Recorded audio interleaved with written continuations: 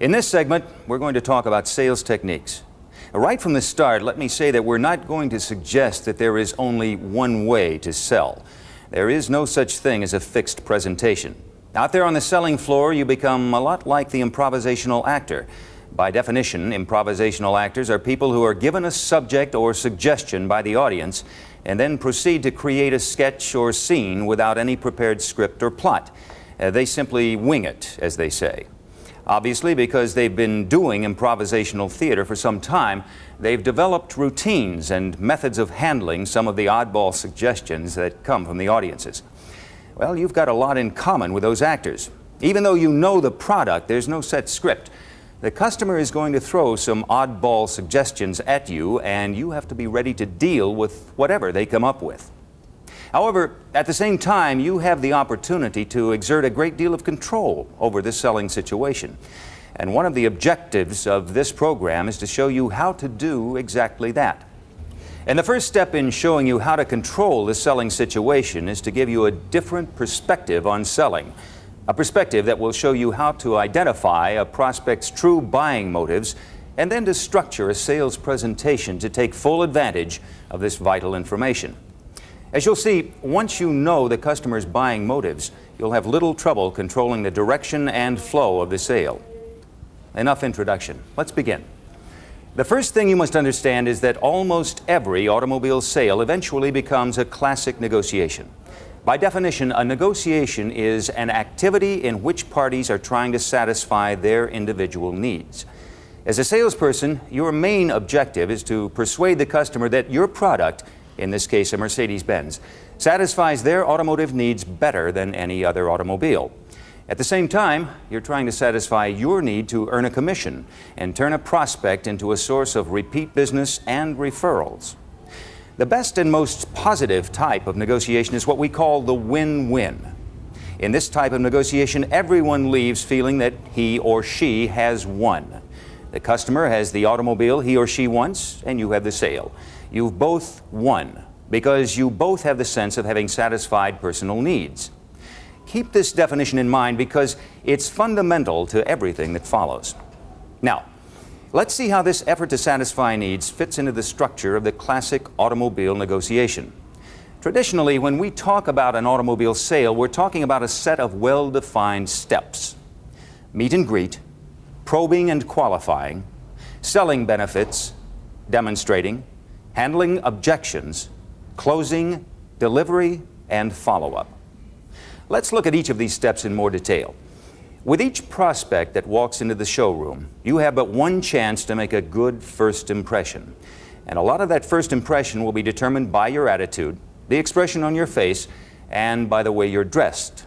Needless to say, a pleasant expression and a professional appearance will go a long way toward creating a positive impression. The objective of the meet-greet step is to begin the process of establishing trust. As you well know, this is an absolute must in our business. And with some customers, this may be one of the most difficult things to do. The reason is this. People who have been buying automobiles in the domestic market have been conditioned over the years to expect the worst from salespeople. Their experiences might range from salesmen who treated them with out-and-out hostility to someone who was ready to promise anything to get the sale. Because of the quality of our automobiles, the tone of our advertising, and our overall image, most people expect to be treated differently in a Mercedes-Benz dealership. They assume that the quality of the automobile is also reflected in the people. So, in general, the prospects who walk through the front door expect better treatment, and it's up to you to confirm their expectations. Now, let's assume that you've got a smile on your face and you're dressed correctly. Obviously, the ideal situation would find you walking up to the customer, introducing yourself, and immediately have the customer tell you that he's looking to replace his 3-year-old Mercedes.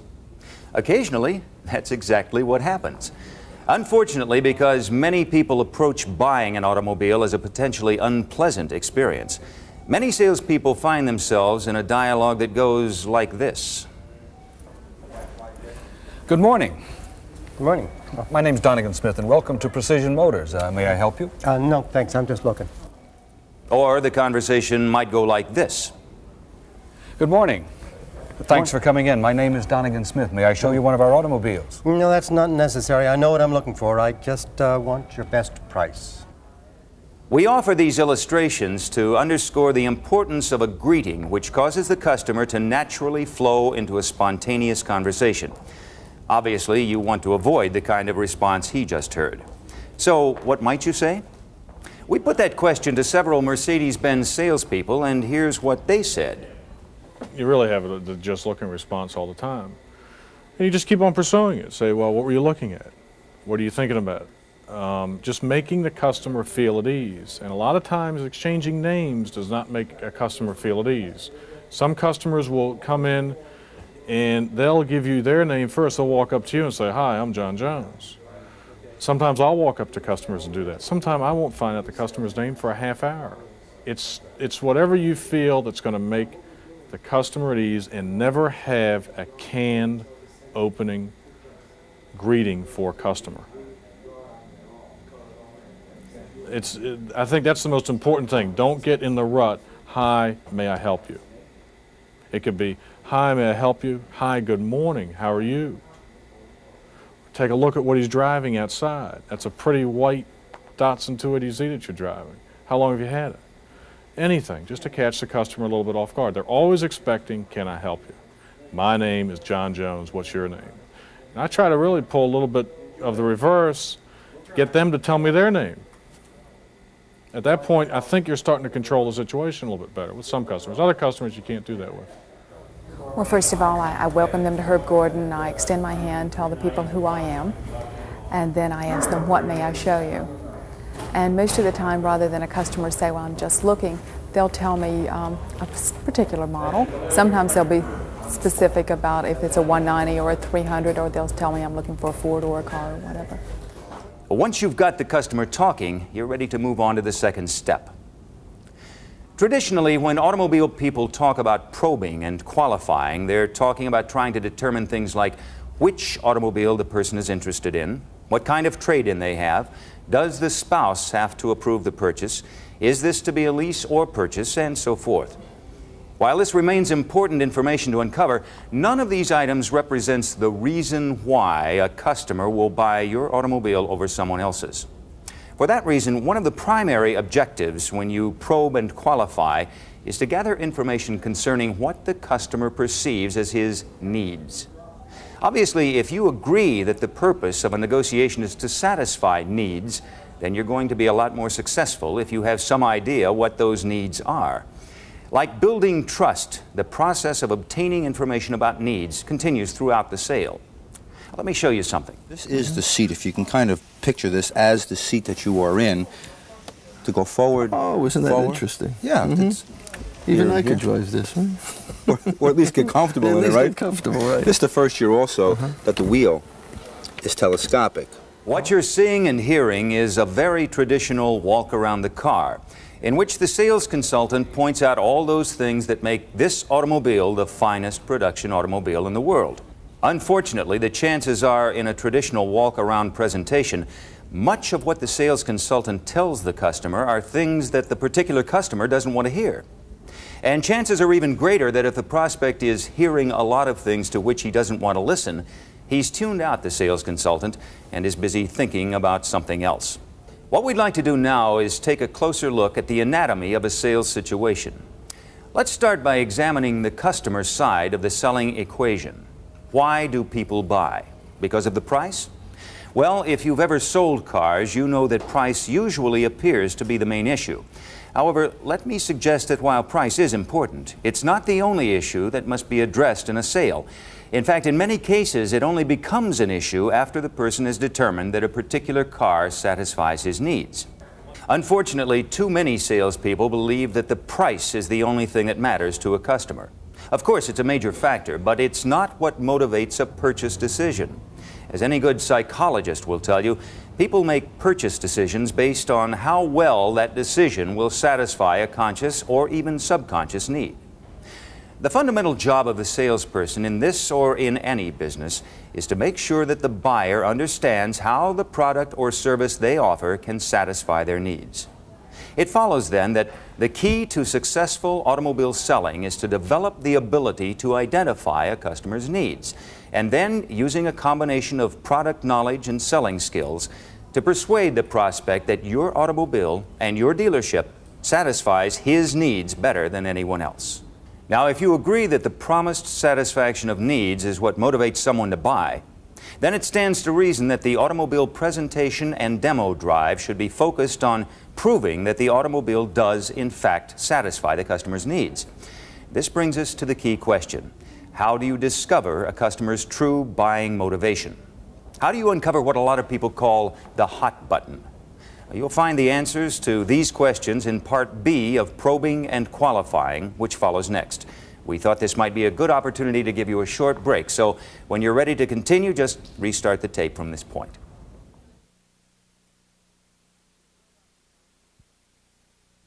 We're about to show you a technique that is designed to help you quickly and easily identify the customer's needs or hot buttons. Let's go back to the selling situation we saw earlier and see what this technique looks like in a typical sales encounter. Mr. O'Leary, you've given me a pretty good indication of your driving requirements, but let me ask you one question. What would be your number one demand or priority in a car? Dependability. Well, what do you mean by dependability? I mean a car that starts when I want it to start, a car that doesn't spend its life in a shop, no surprises. Just for my own curiosity, let me ask you, why did you pick dependability as your number one priority? Because the car I have now is not dependable. I hate it. I mean, it looks gorgeous, but I hate the car because I can't rely on it. It's not dependable. I've got to get back and forth to the office. I've got to get to the patients. And when the car is out, I'm in trouble, and I can't afford that. That's an absurdity. You spend that kind of money for a car, it's got to go when you want it to go. So I agree with you. That's my priority.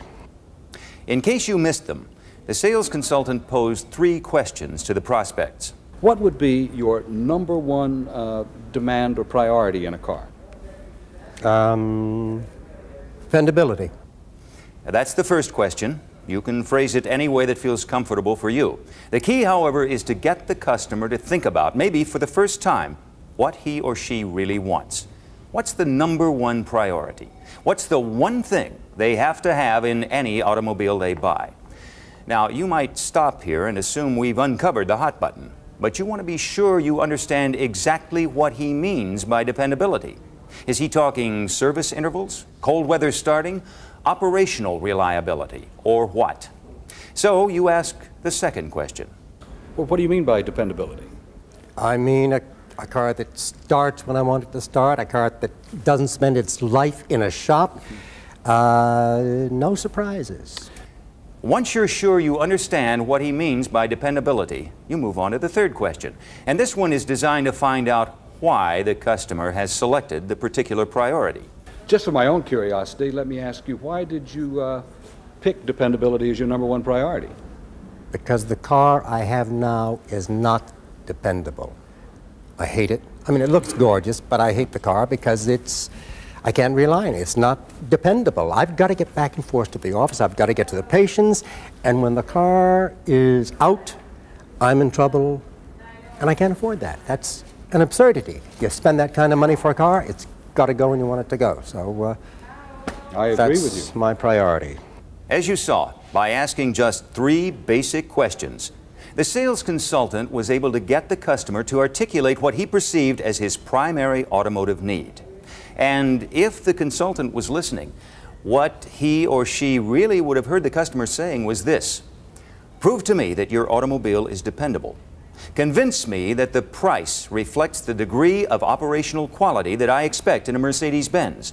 Assure me that the automobile will be one less thing to consume my valuable time.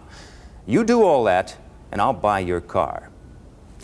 Think how much more logical and effective a sales presentation could be if it were organized around proving how a Mercedes-Benz satisfies and even exceeds the prospect's need for dependability in a quality automobile. Now that you know how this 3-question probe technique works, the next step is for you to get comfortable with it and make it your own. Think about the 3 questions and put them into your own words. What we suggest is that you practice asking these questions on other people in the dealership or your friends. Then use it on the floor with your customers. You're going to find that in most cases, the customers are so delighted to find someone who's really interested in their needs that they'll give you everything you need to know to make the sale. Further, the fact that you're concerned enough to find out what they want will go a long way toward building long-term rapport.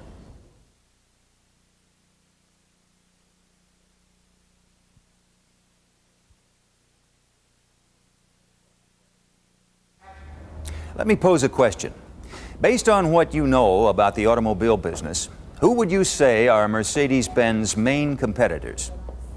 Chances are you answered BMW, Jaguar, Cadillac, and maybe one or two others. Well, you're right, at least in part. However, you also have some other competitors, and these competitors don't even offer the buyer 4 wheels and a car key. What these competitors offer is the opportunity to own a yacht, to buy a second home, or take a 6-month cruise around the world. To put it another way, if a prospect has $40,000, $50,000, or $60,000 of discretionary income to spend, there are an awful lot of folks who'd like to attract his attention. One of your challenges is to sell against these alternative purchase options. Another significant challenge is to establish the price-value relationship inherent in a Mercedes-Benz. People aren't going to buy one of our automobiles because they need basic transportation. Their needs go well beyond that. What this means simply is that in the final analysis, the customer is going to have to determine whether the satisfaction of his needs, as represented in the Mercedes-Benz, is worth the price on the sticker. And doing exactly that, not so incidentally, is the objective of the product presentation and demonstration drive. For purposes of illustration, let's say you've determined that the customer's hot button is performance. And by performance, I'm talking about a combination of acceleration, handling, steering precision, braking, and the feel of the total driving experience. Immediately, you've got to determine your presentation strategy. To make that decision, you have to ask yourself, what am I going to tell him about the automobile? Where am I going to start? What am I going to do on the demonstration drive? Let me suggest to you that there's no one right answer to these questions. Like the improvisational actor, you're going to have to play it by ear. However, because you know the customer's hot button, you have a track on which to build your sale. Whether you start with the engine or with how the suspension impacts handling, whether you spend 5 minutes on the floor or 50, everything you talk about, every feature you present, should be tied to performance as the customer perceives it. At this point, you might be asking, what happens when he gets inside the automobile? How do I relate the interior features to performance? Well, as you learn more about each of your automobiles, this will become more evident. But since I've raised the question, let me answer it. There's a science in the automotive industry called ergonomics, which is the study of the relationship between human beings and machines, in this case, an automotive machine. What Mercedes-Benz has done over the years is to work toward the optimum relationship between driver and automobile. And this becomes very important to the person interested in performance, because performance is more than just the power in the engine or the characteristics of the suspension system. It's also the way you feel behind the wheel. It's the sense of command, of being one with the machine. First, there's the matter of the seats. They're firm, supportive, and they adjust 6 different ways. This permits the performance-minded customer to find his or her optimum driving position. Plus, the firm support reduces driving fatigue. Again, a key benefit to the person who's on a long drive. Next thing you'd point out is how all the controls fall easily to hand. If you're accelerating through curves or overtaking another vehicle, the last thing you need is to go searching for a control. Third, you'd want to point out the instrument cluster and how it's positioned so that with just a minimum drop of the eyes, the driver can read the gauges.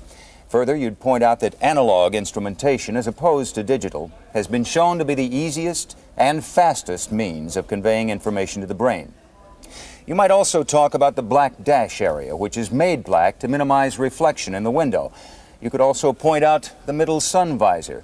And certainly, you'd use this opportunity to talk about how the Mercedes-Benz automatic transmission permits the performance-minded driver to utilize the various gearing levels.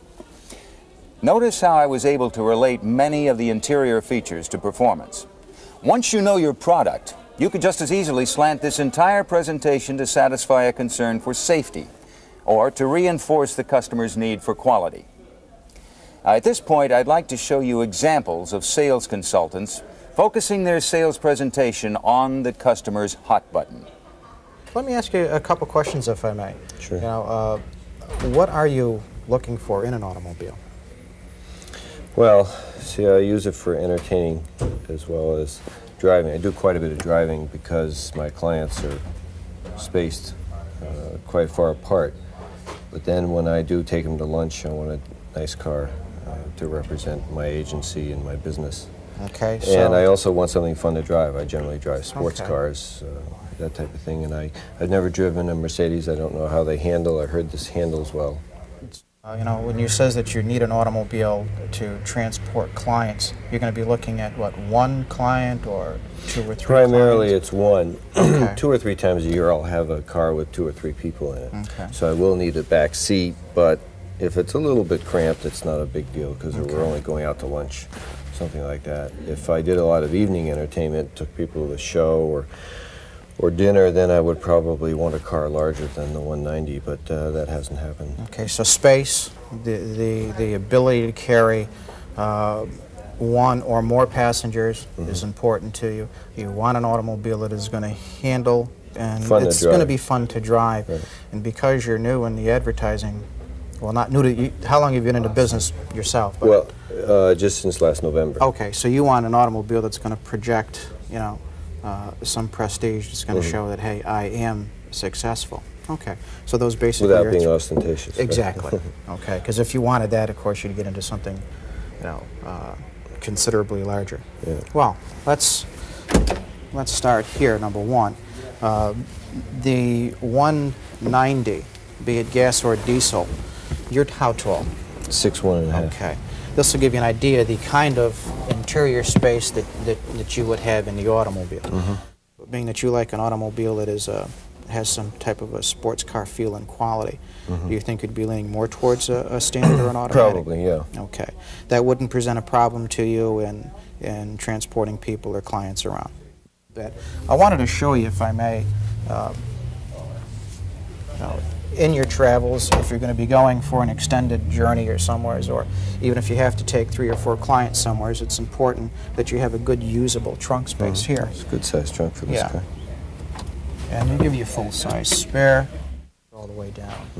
That's why when people buy a Mercedes, they buy a Benz because when they're buying quality, and it just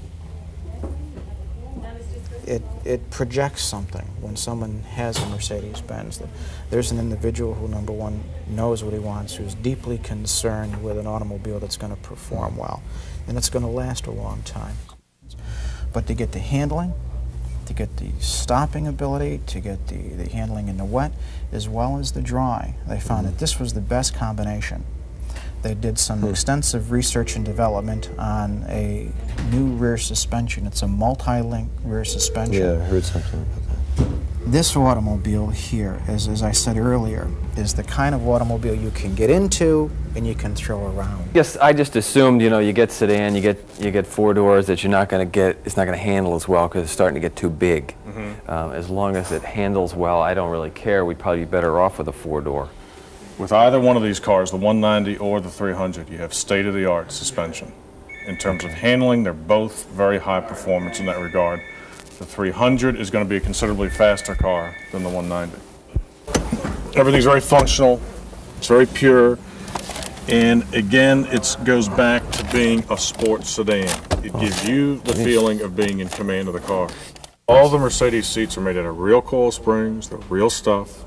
They're all technically orthopedically designed. They are not a full bucket like you're accustomed to, but they give you good support on your sides here. Yeah.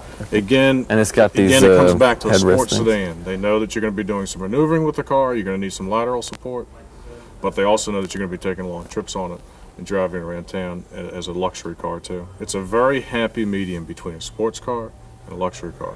Your sports car feel is that when you look off the windshield area, down into the upper hub of the wheel, the gauges line up perfectly in there. It's all related to you are in charge of driving the car. Let me inject a thought here. Just because a person elects performance as his #1 requirement, he may also have other important buying motivations. For that reason, probing for needs never really stops, nor does the listening. In the course of conversation, you might learn that the customer is concerned about resale value or safety or the quality of the sound system. These are all needs, and while the main thrust is to satisfy the primary buying motivation, you'll also want to show how the automobile addresses these secondary needs. Obviously, the more needs you can identify and then satisfy, the more likely you'll be to increase the customer's perception of the inherent value in the automobile. To put it another way, you're adding more evidence to support the contention that the sticker price does in fact reflect the worth of the automobile.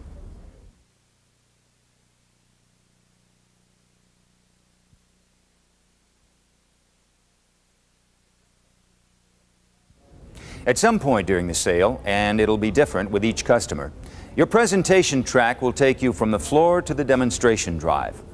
Essentially, the demo drive is an extension of the floor presentation. The major goal remains the same: to prove that the automobile satisfies the customer's needs and that its value is equal to the price. In most cases, customers are going to jump at the opportunity to drive a Mercedes. However, in some cases, moving the customer from the floor to the demo drive may present more of a challenge. The question is, how do you handle this type of situation? That's real easy. Come on, let's take a drive in this, and you just start walking. And they follow just like a puppy dog. It's whatever you want a customer to do. If you just say, come on, let's go do this, and you don't wait for a response, you just immediately turn around. 99% of the time, when you turn around and look back, they're going to be right behind you. You can sit there, come on, let's go throw snowballs outside. And if you take off, they're going to follow you. If they don't, then you haven't done a job before that to get them to follow you.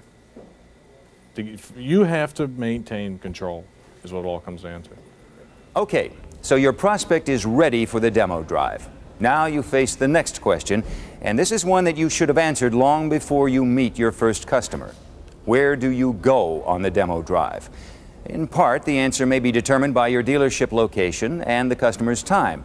However, in general, you should have 2 or 3 predetermined demo routes to choose from. Each, ideally, should lend itself to reinforcing the focus of our presentation. While no 2 demo drives are going to be the same, there are nonetheless some fundamental do's that you'll want to keep in mind. For example, you should always prepare the customer for his or her turn behind the wheel by taking a few moments to familiarize them with the basic controls. In addition, you should help the customers adjust the seating to ensure that it's set to their liking. At this point, we're going to show you several excerpts from 3 different demo rides. As you'll see, much of what the consultant says and does is determined by the customer's questions and responses to the automobile. The bottom line is that the demo ride is going to be as different as the personalities themselves. A demo ride, a lot of times I will take the wheel first and go out and do a few things, show the turning diameter, get away from traffic, turn the wheel over to the customer a few minutes later. The most important thing that I do on a demo ride is I get the customer off of talking about a car. I take them down Bradley Lane, show them, oh, aren't the trees pretty, isn't the weather nice, whatever, and make him feel at ease. Stop talking about the car. And then 5 or 10 minutes later, after just chit-chat talk, do you know John Jones, or that kind of stuff. What street do you live on? If you know somebody else live on the street, you try to, oh, I sold him a car. After 5 or 10 minutes, then you turn to him and say, how does the car feel? And it's like, oh, I'm driving your car. It feels great. They feel relaxed driving the car. When you take somebody out, they usually feel tense driving a $25,000, $30,000, $40,000, $50,000 car, and you have to make them feel at ease. I remember when I first came to Benzel Busch as a salesman, I had my first Mercedes-Benz demo. And it was just such a wonderful feeling when I picked that car up driving home in it. The wood looks great, everything is new. It's just a wonderful feel to it. You have a thick steering wheel, there's something to grab onto. And I just really try to sit back and let the customer gain that same sense of the car that I did the first time out. I think sometimes I have a tendency to take for granted how good the car actually is. And you can't do that though, okay? Sometimes you have to point out a little bit. Remember, look at the quality of the finish on this wood. There's no other car quite like that. But mostly I let the people try to feel comfortable in the car, let them picture themselves as owning the car and what it just feels like to hold on to that Mercedes-Benz steering wheel and drive the car, surrounded with all of that comfort. And I had mentioned to you before, Lynn, when you buy a car from, you can make it right here, from Contemporary, you are in fact buying the entire complex. Okay, let me ask you something. When I bring the car in for service, do I get a loaner car? Yes. Now the loaner car, Where am I going? straight. And we'll go all the way down to the end of this road.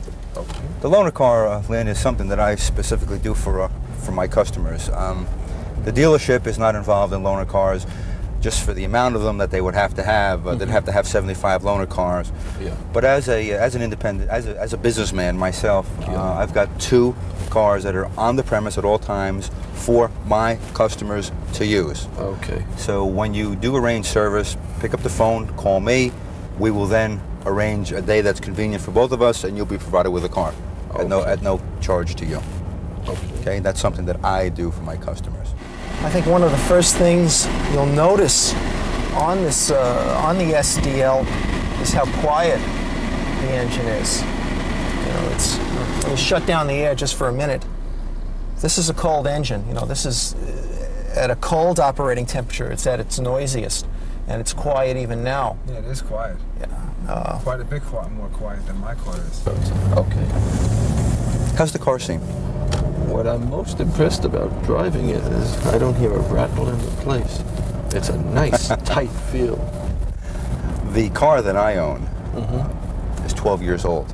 Right. It's amazing how tight the car still is. Really? Yeah, it's amazing. Absolutely amazing. Have you ever owned a Mercedes-Benz before? No, I've driven them many times. You'll enjoy it.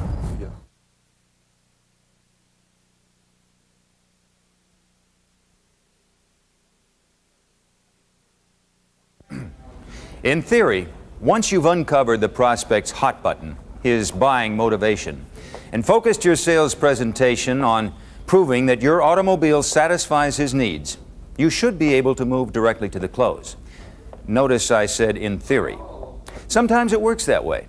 However, chances are that at some point during the sale, the buyer will begin to raise objections. Usually these objections occur when you're about to get into the subject of price. You should understand that there are really 2 different categories of objections in our business. The first we call stated objections.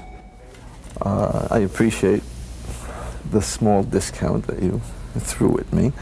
It's still really just a little more than I wanted to spend. I am not using this as a threat or anything, but I would like you to be aware that whatever we negotiate here, I will certainly I will be shopping around at other Mercedes dealerships with, you know, I know you don't have time, but I will be doing it on my own just to see what. Is there any value? I will shop around. I mean, is there honestly any value of doing that? Are we going to save, if we're talking, we're a couple $1,000s away from what the best is that you folks can offer, can we actually, is there any value in doing it? Probably not.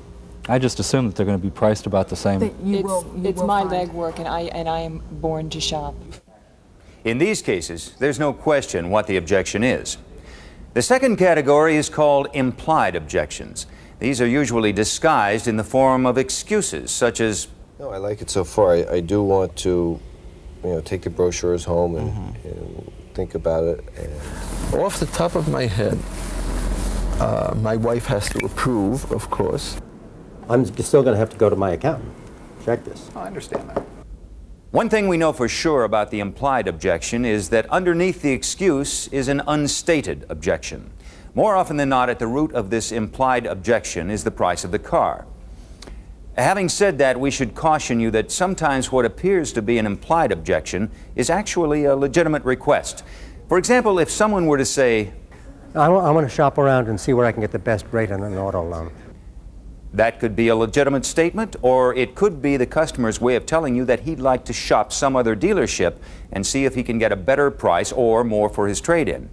One way to test for a hidden price objection is to suggest that the customer might want to consider a lower-priced model. If you step them down a notch and they seem more comfortable with the price, then you know the source of the objection. Keep in mind, however, that you also want to ensure that the customer saves face. For that reason, you mask the step down with a benefit statement. If they're, say, for instance, looking at a 420 and I feel them just backing away knowing that the price is a little bit too much for them, I'll tell them, say, you know, if you're really not comfortable with that size car, maybe I should suggest to you, you know, even considering a 300 series and go into, it costs you X number of dollars to get into that series, rather than ever embarrassing them by saying, you know, let me suggest a lesser price car to you. In this example, the step down sounds more like a concern on the part of the sales consultant that he hadn't fully exposed the customer to all the options. Possibly the best advice we can give you in dealing with customer objections is to take the statement at face value and assume that what the customer is telling you is true. At the same time, you should be listening for signals that would indicate a hidden objection. In either case, be it a stated or implied objection, your task is to answer objections and remove them as obstacles to the sale and continue the process of proving that the price is equal to the car's ability to satisfy the buyer's needs. Now, we recognize that even the best sales consultant is not going to be able to overcome every objection. Some people are going to object to the price because it's simply more than they can afford, or because they haven't as yet been convinced that the value of the car and its capacity to satisfy their needs is equal to the price. To give you some more insight into this critical aspect of selling, we've asked several Mercedes-Benz sales consultants to tell us how they deal with these two types of objections. Off the top of my head, my wife has to approve, of course. If we've narrowed down to a model or anything, and many times you actually narrow down to a particular car, I'll say take it to your wife and show it to her.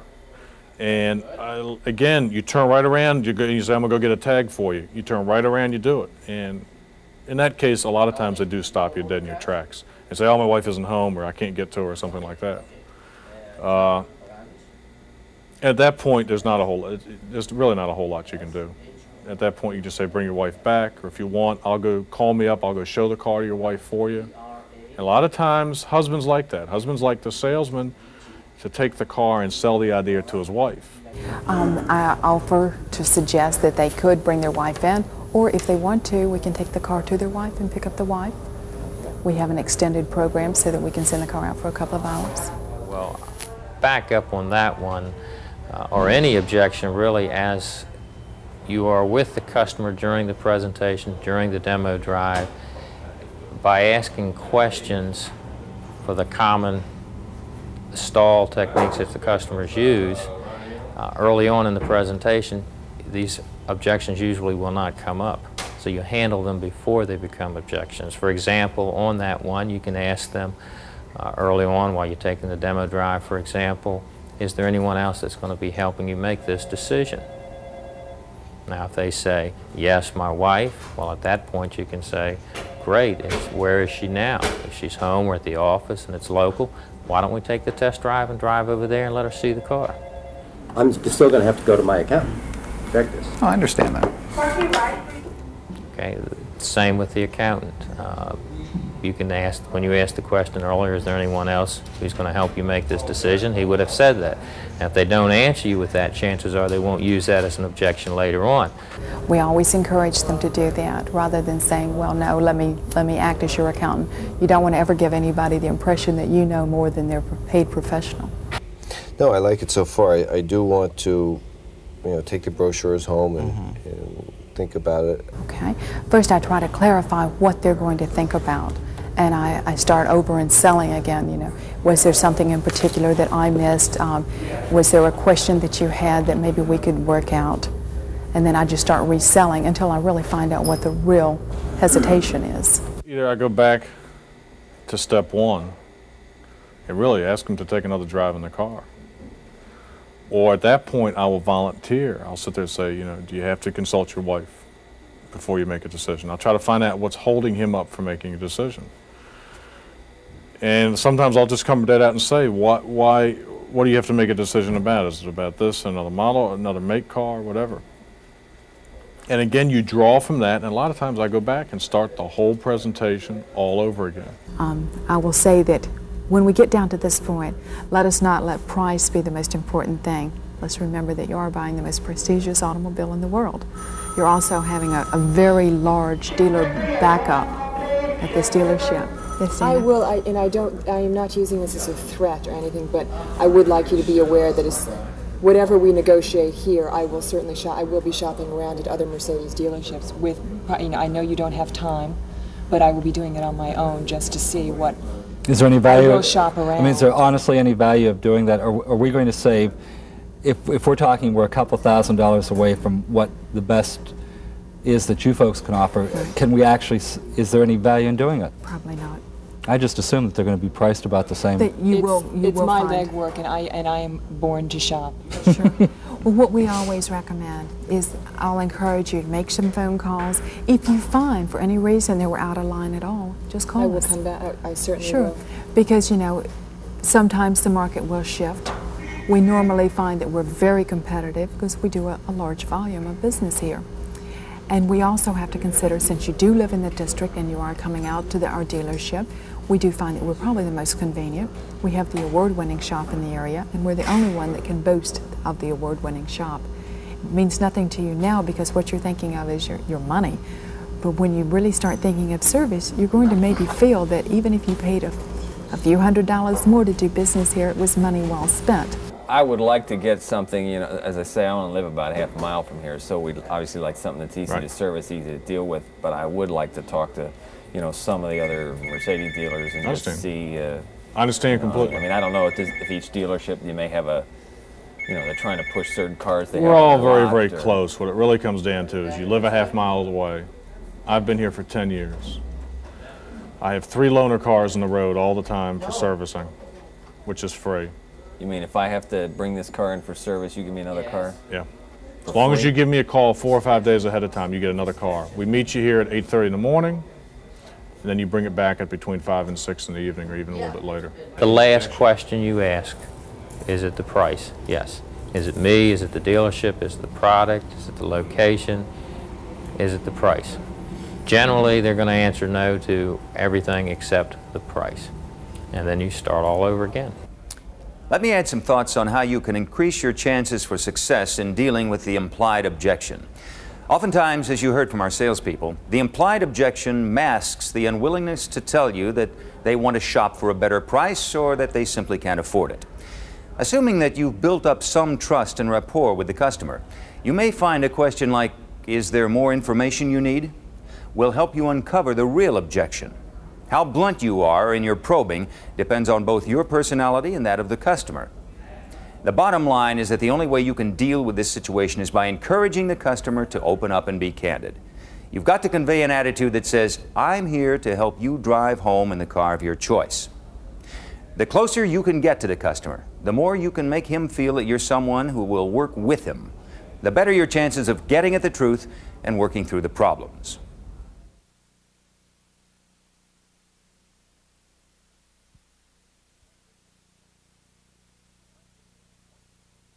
Question: what's the most difficult part of the sale?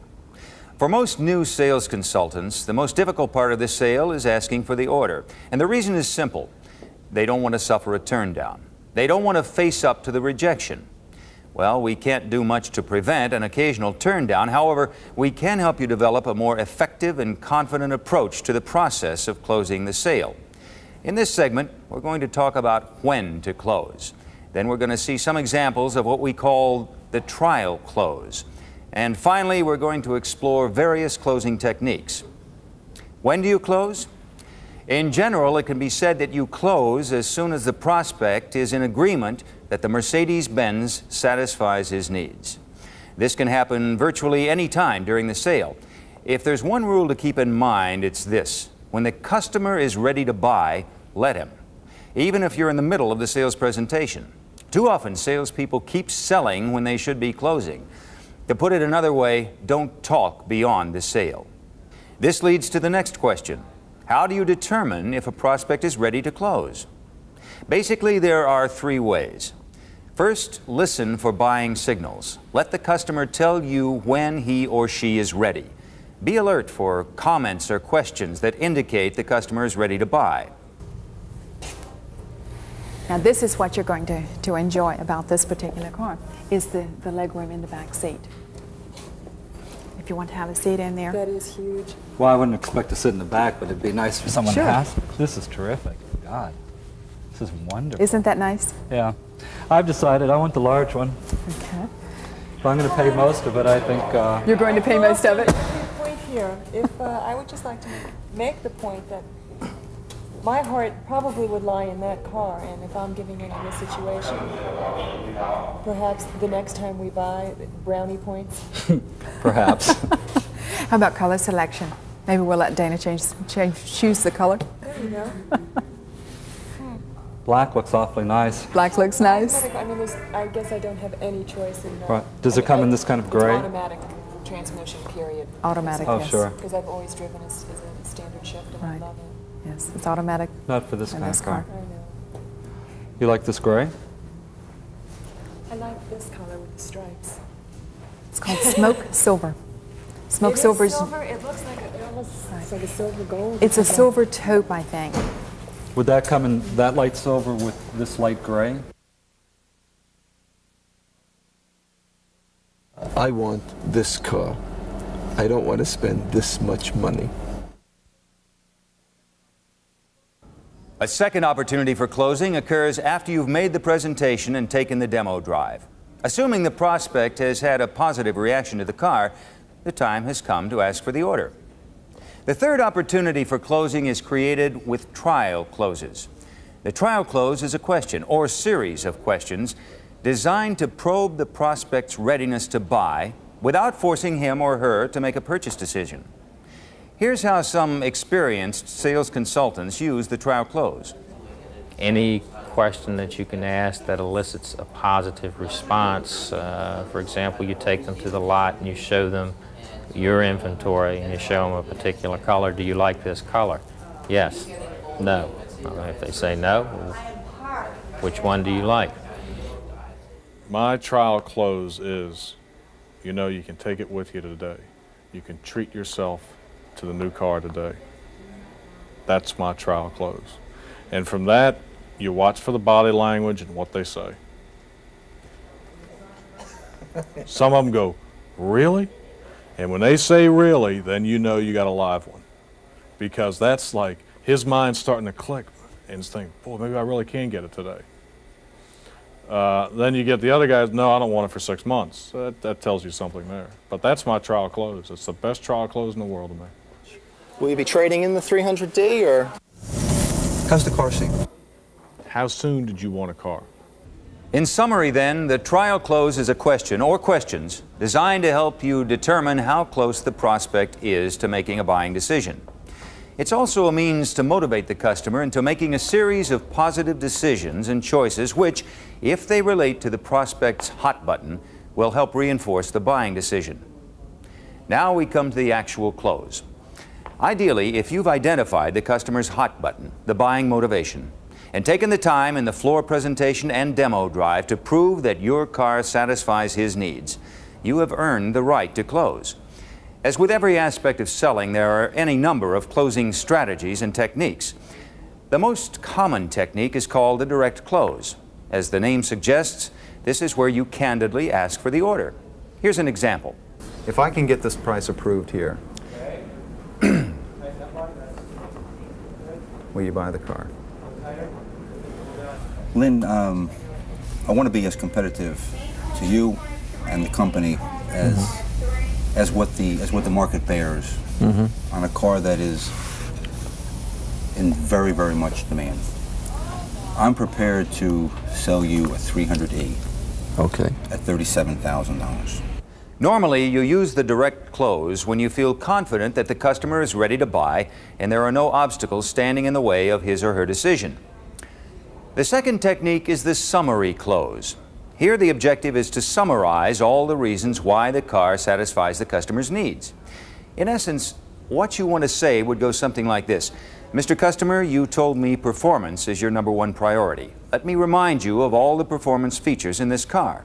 And at that point, you'd summarize the key performance features. Here's an example of this technique in practice. I'd like to see in a Benz. I really would. I think that's going to do it for it. It's got the prestige that you're looking for. It's got the room that you're looking for. It's got the handling that you're looking for. Yep. Yeah, that was a super ride. It wasn't, Yeah, it's it wasn't it's stiff. And you know the nice part about it, it's an excellent compromise with regards to ride and handling. I mean, when we were going through the twisties down there, you get a little bit of a smile on your face, and it handled well. I could see that you were enjoying the automobile. No, I was. There was no question about it. And that's very important. That's one of the things of the three things that you're looking for. That seems to be number one. The other two are important, but perhaps not as important as you being able to go quickly with the car and enjoy the automobile. In that close, there were three key elements. First, a summary of the prospect's needs as he himself has identified them. Second, a summary of the car's benefits as they relate to and satisfy his needs. And finally, an effort to get the prospect to agree that they do satisfy his needs. After that, you ask for the order. A third closing technique is designed for the reserved, laid-back, reluctant types, the people who either can't make up their minds or seem afraid to make a decision. This is called the assumptive close. And this method is designed to force the prospect to act or make a decision by default. To put it another way, you simply proceed as though you assume the prospect wants to buy the car. What you're doing is giving him the task of stopping you if he doesn't want to go through with the purchase. Here's an example. Order's sitting right here. It comes out just like this, and you start writing. Usually if you have a husband and wife situation, you show them the price, they look at each other, you can tell they're ready to buy the car, you immediately pull it out, and you go, what name do you want it to be titled in? Boom, that's it. Let me give you several more examples of how you might set up the assumptive close. 1, begin filling in the order form. 2, if the customer is interested in leasing, offer to introduce him to the leasing manager. 3, call the sales manager and have him approve the appraisal. 4, ask the prospect to fill in some financing, leasing, or credit forms. In each instance, you will have created a positive action that has the effect of initiating the close of the sale. As you become more experienced, you're going to develop your own style of closing, and you're going to find that it varies depending on the situation and the customer. The main thing to keep in mind is to always ask for the order. Time and again, people in our business let a prospect who has been mostly sold walk away without being asked to buy. All too often, the difference between a lost prospect and a sale lies in the asking.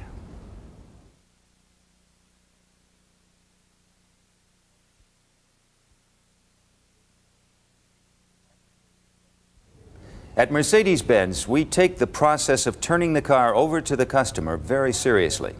In fact, the actual delivery should be as well planned and executed as your best sales presentation. Because the fact of the matter is that a good delivery may well be your next sales presentation.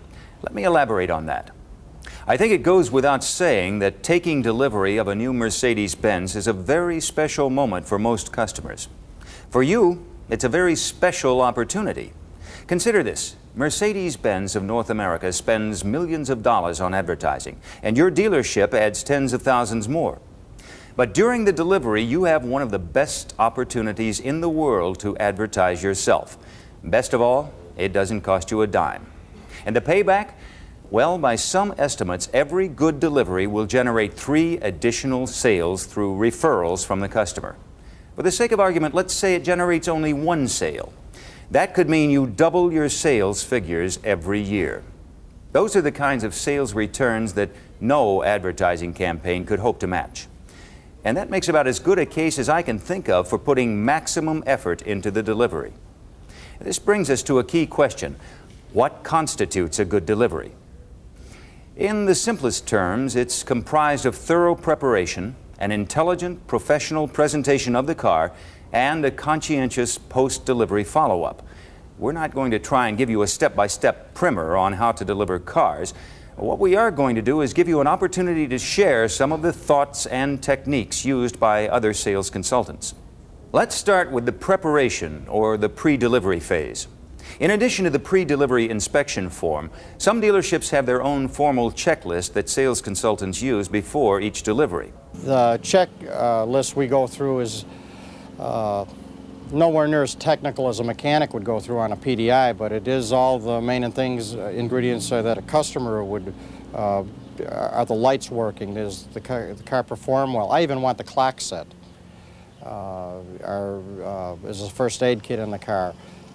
Tire pressures. A salesman will even many times check his own tire pressures. I've got quite a few of the guys will do that. So when the car pulls out of here, it rides good, it feels good, everything is working. There's nothing worse to me than having somebody pull out of here and have something go wrong with that new Mercedes-Benz.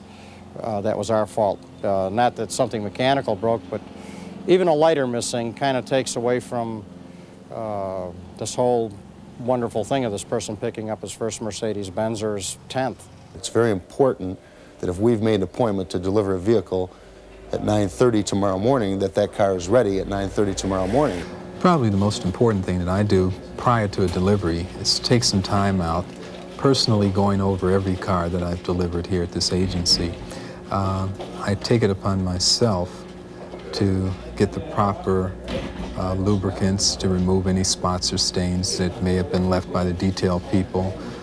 Personally, I like to go over all the woodwork to polish it to a very high finish so there are no fingerprints on there, wiping off all the chrome in the interior, and just going over the automobile, just making sure it's spotless, representative of an automobile that I personally would like to take delivery of, and a car of this caliber.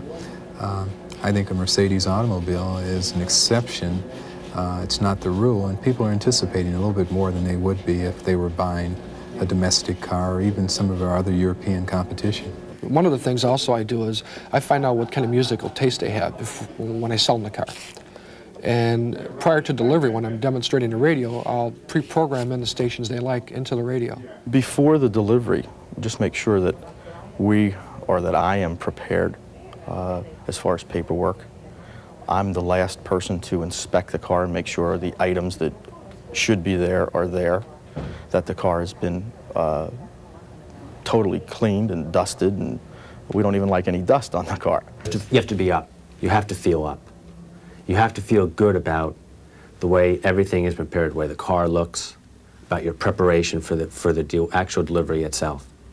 And when the people come in, they can feel it. They see the cars out there waiting for them. They see the paperwork is on the desk and there's nothing else. They can feel it. And if you're up, if you're feeling good about everything, it comes right off with the customer. To sum up, you've got to take the time to get prepared. Otherwise, you could end up undoing the professional, in-control image that you created during the sale. The message here is to personally check both the car and the paperwork well before the customer arrives. Now let's move on to the delivery itself. In addition to walk-around orientation to the car, a good presentation is a combination of attitude, time, and a touch of theatrics. Well, I guess number one, I try to be excited about the delivery, and that's usually not too hard for me to do. And just be as excited as the customer is picking up the car. It's my attitude towards them. I'm excited. I'm very excited about delivering that car, not half as excited as they are about picking up their car. It's a tremendous step for anybody at any level. The car has been prepared correctly. I've given them as much time as is needed to present the car to them properly. Attitude, 100%. I'm excited about delivering that automobile to them. Well, the first thing that we like in the delivery, when the person comes, we like them to know that this time is allotted for them. And so when they come in, the desks are cleared off, and the only thing that's on their desk is the papers for the delivery. They know at this time that the delivery is allotted, the time is for them. And I want to make sure they feel special. They feel that I feel it's special. And I really, really stress a very thorough delivery. I don't like to rush through it. There's no rush. The sale is made. And they're my customer, and I want to make sure that they are totally satisfied. The most important element, I would have to say, is simply that the customer fully understands what he got, that he appreciates what he got, and that he is reinforced in the decision that he made. Let's face it, it's not an easy decision to spend from $20,000 to $60,000 almost on an automobile. And he has to be made comfortable that he made the right decision, which fortunately the product we have really helps us do that. I kind of like to deliver them off the floor if I can, because how many times can you in a lifetime drive a brand new Mercedes-Benz right off the showroom? That, to me, is exciting. It's an exciting product, it's an exciting moment, And to drive out the doors in your new Mercedes-Benz, I think, is a very, very exciting thing. When the customer, we're just about to say goodbye to him, we went over the automobile again. He's got his keys. He's familiar with the controls on the automobile. At that point, he thinks he's going to be pulling out the driveway and saying goodbye. The salesman says, jumps in the back seat and said, drive the car around the building. Still not telling him what we're going to do. We pull up to the gas pumps.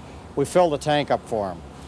What happens there is, I've had the customers, after we get to know them a little bit, customers, the comments they've made to me said, gee, Tony had my money, or Al Smith had my money, and the car was all paid for, the paperwork was all done, and he still gave me a tank of gas. And that was from him. To me, filling up the tank in front of the customer is an excellent example of delivery theatrics. Frankly, the more you can incorporate this kind of technique, the more memorable the delivery will be for the customer. Believe me, it will give them something to talk about. Once the delivery has been made, you'll want to make follow-up calls several days later to be sure that the customer is fully satisfied.